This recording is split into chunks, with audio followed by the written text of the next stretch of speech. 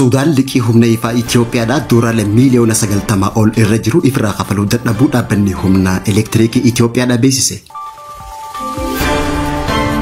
Dho'insi volkaanoo waggaa 12 booda Affaar gaara Eertaaleetti mudate Itoophiyaadhaaf madda turizimii haaraa uumuudhaan iddoo hawwata turizimii akka addunyaatti jaalatamaa ta'e kan uume ta'uun ibsameeti jira.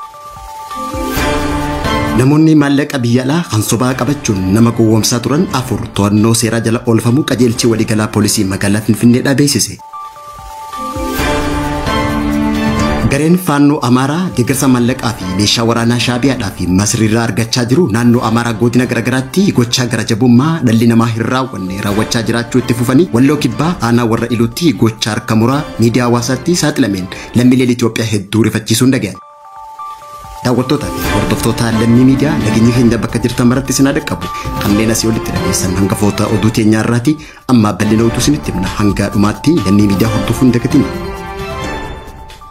Biyyi Suudaan liqii Itoophiyaa kan humna ifaa doolaara miiliyoona 90 ol sababa waraana biyya keessaatiin Itoophiyaaf odoo hin kafalin addaan kutuun dhaga'ame. Suudaan liqii Itoophiyaa kan humna ifaa doolaara miiliyoona 90 ol kan ifirraa qabdu waggaa takkaa fi ji'a ja'a keessatti akka ifirraa kafaltu waliigalteen kan taasifame waggaa ta'u Suudaan liqii tana kafaluu dadhabuu dhaabbanni humna elektiriikii Itoophiyaadhaa beeksisee jira. Suudaan odoo lola kanatti hin seenin dura Itoophiyaa wajjin waliigaltee gurgurtaa humna ibsaa kan qabdu yoo ta'u waraana waggaa 2 oliif biyyattii keessatti adeemsifamaa jiruun liqii isirra jiru kafaluu hin dandeenya jechuudhaan ibsame. Suudaan waggaatti fayyadamni humna ibsaa meegaawaayitii 120 irraa gara meegaawaayitii 10-20tti gabbu'uunis ibsameet jira.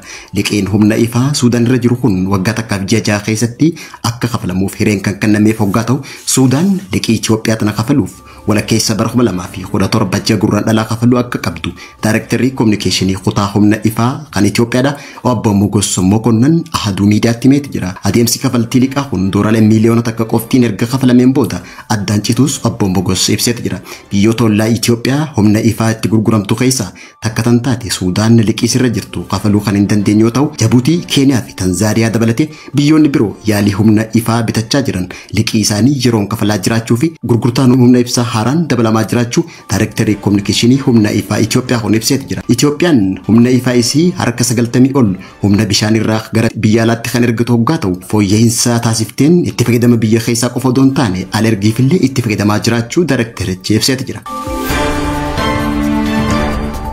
Waggoota 12 booda bareedina lafaa kabiraattu Itoophiyaaf uumame jechuudhaan daawwattoonni hedduun dubbatan. Waggoota muraasa dabranitti Itoophiyaan damee turizimii keessatti milkaa'ina kanaan dura hin argamneen gara bakka turistii sadarkaa addunyaatti jijjiiramaa jiraachuun dhaga'ame. Xiyyeeffannoo turizimii addaa mootummaan dhimmichaaf kennerraa kan ka'e miidiyaaleen biyya keessaa hedduun gabaasuutti argamu. Itoophiyaan jaarraa hedduudhaaf hawwata turizimii hedduu qabaattullee xiyyeeffannoo siyaasaa sirrii ta'e kennuu dhabuudhaan qabeenya isii qisaasamaa kan ture yoo ta'u naannoo Affaar akka muuziyeemii jiyoolojii Itoophiyaa Ba Afrikaatti kan fudhatame ta'uu isaati. Naannoon kun lafa uumamaa addunyaa kanarraa ajaa'ibsiisaa hawwata turizimii kan hin baratamne tokko tokko qabaachuunis ibsameet jira. Affaar bakka duriirraa bu'uuraalee seenaa dhala namaa irraa kan kaa'ame waggaa ta'u eega lafee Luusii argame bakka dhaloota dhala namaa ja'amu ragaan qorannoo arkiyooloojii mirkaneesseeti jira. Dipireeshiniin Dalool keessatti uumame addunyaa irratti iddoowwan gadaanaa fi oowwaa ta'an keessaa tokko waggaa ta'u gaarreen soogiddaa burqaawwan oowwaa fi haroowwan aasiidii qaban akkasumas lafti bobaa kan qabdu ta'u qorannoon addunyaa biraa Another World ja'u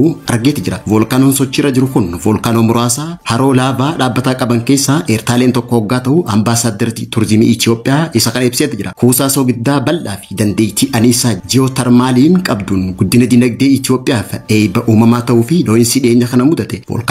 Volkaanoon kunis Haayilee Gaab ja'amuun akka moggaafame. Aanaa Afdheeraa gaara Eertaalee keessatti kan argamu waggaa ta'u ammas lafti Affaar lubbuun jiraachuu fi ogeeyyii jiyoolistootaaf barbaachisaa ta'uu mirkaneessuun ibsameeti jira. Taateen kun seenaa Itoophiyaa keessatti taatee dinqisiisaa ta'e xiyyeeffannoo addunyaa kan argate waggaa ta'u aarrii dho'insa kanarraa bahu galaana diimarraa hanga Yaman, Oomaan, Hindii fi kaaba Paakistaanitti mul'achuun isaa taateen kun hangam guddaa akka ta'e kan mul'isu ta'uun isaa gabaafameeti jira. Taateen waggoota 12 booda yeroo jalqabaatiif mudate kana akka balaa qofaatti ilaaluu odoo hin taane miidiyaaleen idil addunyaa baasii guddaa baasuudhaan maqaa Itoophiyaa moggaasuun naannoo Affaar beeksisuuf carraa kan uume ta'uunis ibsameeti. Gareen turizimii Itoophiyaa kan ibsan waggaa ta'u Itoophiyaan bakka dhaloota qaroominaa fi namoota durii qofa odoon taane iddoo saayinsii laafaa fi taateewwan jiyooloojii jiraatan ta'uunis kan ibsu ta'uun ibsameeti jira. Volkaanoon addunyaa irratti hawwata turizimii guddaa ta'e kun kan uumame Itoophiyaadhaaf carraa haaraa kan uume ta'uun ibsameeti jira. Yeroo ammaan tana taatee uumamaa hin baratamne kana daawwachuudhaaf imaltoonni baay'een gara Itoophiyaatti imalaa kan jiran ta'uun gabaafame. Taateewwan gosa akkanaa iddoo kamittuu kan argamnee fi hin baratamne waan ta'eef iji tursitoota addunyaa taatee tana arguuf hawwii jiru ibsanii jiru.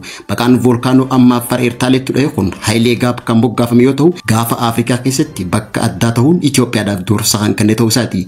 Eebii uumamaa kana gara madda galii biyyaatti jijjiiruuf tarkaanfiin atattamaa barbaachisaan akka fudhatamus ibsameeti jira. Duula beeksisaa idilee addunyaa Expedition Volcano Haayilee Gaab jedhamu kan jalqabe waggaa ta'u bu'uuraalee misoomaa nageenyaa fi sansalata tajaajila naannichaa miidhaarraa eeguudhaaf tursitoonni fageenyarraa akka daawwatanis taasifameeti jira. Jiyoolistootaa fi dhaabbileen idilee addunyaa waliin ta'uun jiddugala turizimii jiyoosaayinsi bakka qorannoo fi misoomni itti gaggeeffamuu danda'u akka ta'u hojjetamu akka qabus dhaamameeti jira. Taateen ammaa kun guddina turizimii fi qabeenya uumamaa Itoophiyaa keessatti boqonnaa haarawaa kan biraa kan uume yoo ta'u kunis Afrikaa fi addunyaa booji'uun gabaafameeti jira.